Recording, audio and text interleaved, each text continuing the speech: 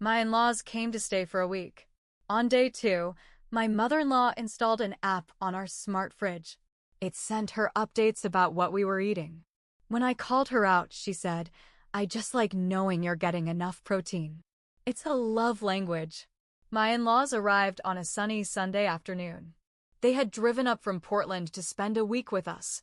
My husband, Mark, was thrilled. I, on the other hand, was cautiously optimistic.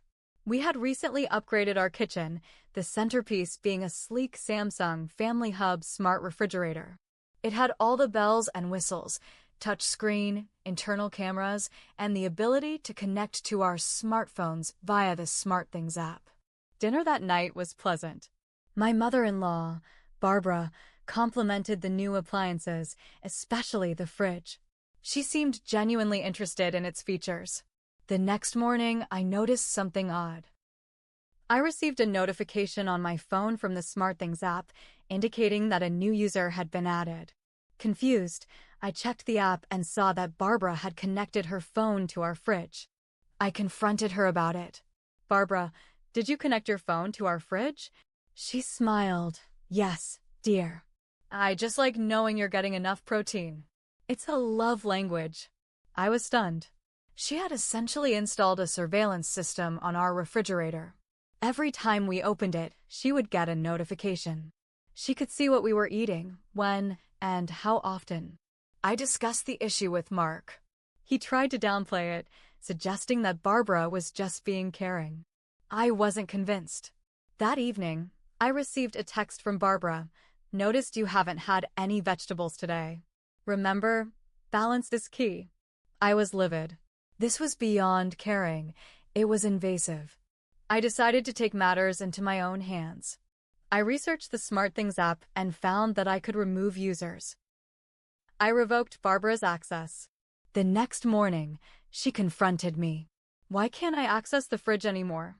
I replied, "Because it's our fridge and we value our privacy." She was offended, claiming that I was ungrateful for her concern. I decided to teach Barbara a lesson. I created a fake profile on the SmartThings app and named it Nutritionist. I then sent her messages from this profile, suggesting that her diet was unbalanced and that she needed to incorporate more fiber. She was confused and asked Mark about it. He played along, pretending that the fridge had an AI nutritionist feature. Barbara became obsessed with pleasing the nutritionist, adjusting her meals accordingly. Barbara eventually realized that the nutritionist was fake.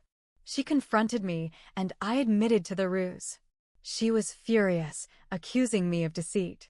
I countered by highlighting her initial invasion of our privacy. The confrontation ended with Barbara deciding to cut her visit short. Barbara and my father-in-law left early in the morning. Mark was disappointed, but I felt a sense of relief. We restored our fridge settings and ensured no unauthorized users were connected. After they left, the house felt quieter than usual. Not peaceful quiet, tense quiet. Mark barely spoke. When he did, it was short, clipped. We were both pretending everything was fine, but that wasn't true. He was upset that I'd tricked his mom. I was upset that he didn't defend me. That night, while I was putting the kids to bed, I heard the fridge beep. I walked into the kitchen and saw the screen flashing. New user request. Barbara's iPhone. She was trying to connect again. I denied the request and turned off remote access entirely. Then I unplugged the fridge. I didn't care if we had to use a sticky note and pen to keep track of groceries. Enough was enough. The next day, I caught a silver sedan slowly rolling past our house. It was her car. I saw Barbara in the passenger seat, leaning toward the window. I watched from behind the curtains. Her eyes were locked on the kitchen window. Was she checking to see if the fridge was still online? This woman was obsessed. Mark came home with a guilty look. He said his parents invited us to dinner at our house. Apparently, they were bringing everything and cooking for us. I didn't want them back in my kitchen, but Mark begged me to let it go. "Just one dinner," he said. They showed up at 4 p.m. Barbara came in holding a bag of groceries and a Tupperware container. "Homemade stew," she said. I brought it so you don't have to worry about dinner tomorrow either. I thanked her stiffly. She started putting things in the fridge without asking. That's when I noticed it. Tucked inside the grocery bag was a small, black device. It looked like a USB stick with a square head. It wasn't hers. It was mine. I'd seen that same smart sensor online. It was an external food monitor. One you could hide in a pantry or fridge. It connected to Wi-Fi and could send data to a paired phone. She had brought a second way to spy. I didn't say a word. I let her finish cooking, acting like everything was normal. That night, I removed the device while everyone was asleep. I switched it with an old flash drive we didn't use anymore and wrapped it in the same bag. The next morning, I gave it back. "Hey, you forgot this in the kitchen drawer," I said. She looked surprised but took it. Smiled. She had no idea I'd found it. Around lunch, my phone buzzed. A new message in the family group chat. Barbara had sent a photo of the kids eating cereal with the caption, "Hope they're getting more than just sugar today." What the hell? That photo wasn't taken by anyone in the house. Then I realized something even worse. There was another camera. I tore through the kitchen, checking behind boxes, shelves, everything. Nothing. Until I opened the cabinet above the fridge. Taped to the underside of the shelf, a tiny pinhole camera. Battery-powered. Wi-Fi enabled. That woman had planted a camera in my kitchen. I called a friend who worked at a law office. She wasn't a lawyer herself, but she knew enough to freak me out. If you have evidence that she planted a camera without your knowledge, you need to report that. That's illegal surveillance. She even offered to help me write a statement and file a police report. I told Mark that evening. I showed him everything, screenshots, messages, the camera. He went pale. That night, we had our biggest fight ever. I gave him an ultimatum. We report this, or I will. You choose. But your mom doesn't get to violate our home like this. I'm not letting this go. Mark just sat there, staring at the fridge like it had all the answers. Barbara showed up the next morning, uninvited. She walked in like nothing happened. No apology, no shame. She started taking out fresh groceries again. That's when I snapped. I told her everything. The camera, the data, the lawyer, the police report. I said she had crossed every line, and she wasn't welcome in our home again until she respected us and our privacy. She laughed. I just care. You're acting like I'm the enemy. I looked her dead in the eye and said, "You don't get to define what caring looks like in someone else's home." Later that night, Mark came into the bedroom looking shaken. He sat at the edge of the bed and stared at his hands. "There's something I didn't tell you," he finally said. "Great. Here we go." He told me Barbara had never trusted me. Not from the beginning. She thought I controlled him. She'd once asked him, seriously, if he was being manipulated. And the fridge thing? I asked. Mark swallowed. She said if she could track what we were eating, she could see through the cracks. She believed she'd catch me in something. Some kind of secret behavior. Like I was, what? Poisoning the family? I stared at him. "And you didn't think to warn me?" He looked away. I didn't say another word that night. The next morning, there was a knock on the door. 2 officers. 1 male, 1 female.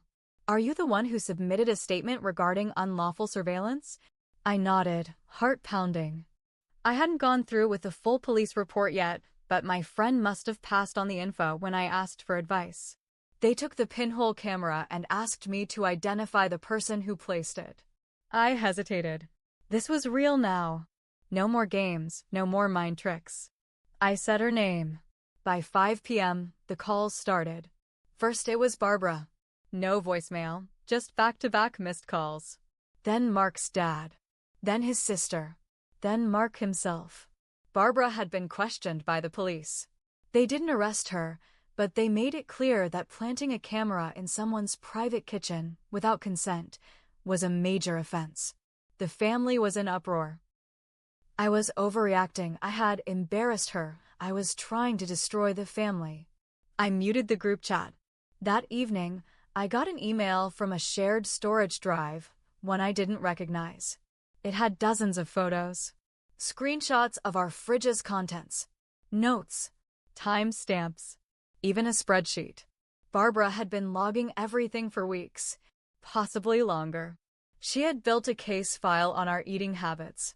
In it were highlighted notes like, took out chicken, returned 15 minutes later, uncooked, no fruits between Monday through Wednesday, possible poor nutrition, ice cream at 11:48 p.m., emotional eating. It was like she thought she was starring in her own detective show. And I was the suspect. I was still staring at the photos when my phone rang. Mark's sister, Danielle. She'd always been quieter, usually neutral. But tonight, she wasn't.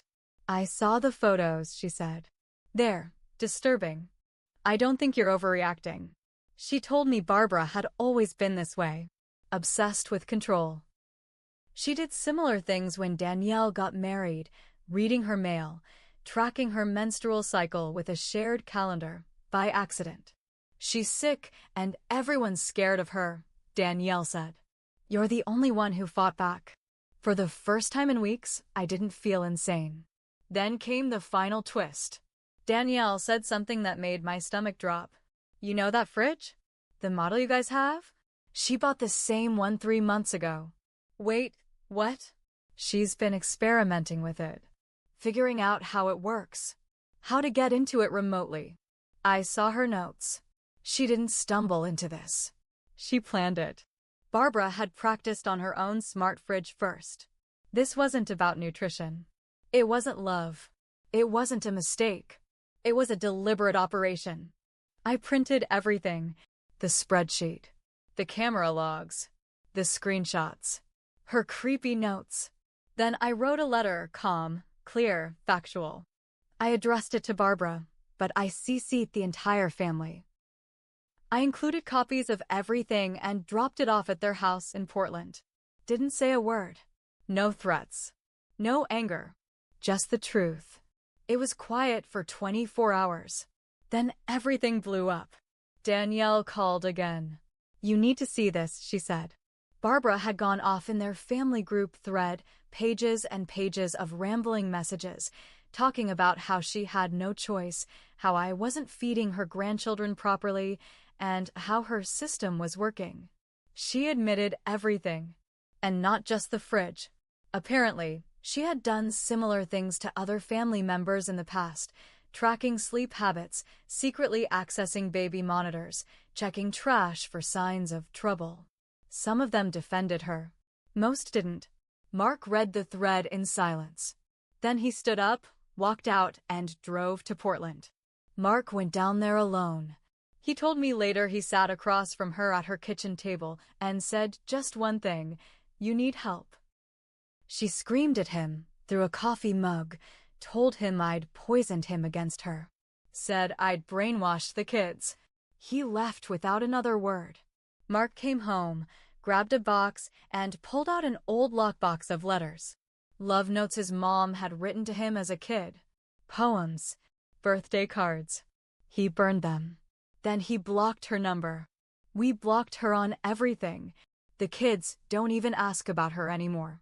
And just like that, she was out. I thought it was over. But life's funny like that. Mark was cleaning the office when he found something. A flash drive. The real one. The one I was supposed to have returned to Barbara. Apparently, I had given her the wrong drive that day. Not a blank one. Not the decoy. It had personal files on it.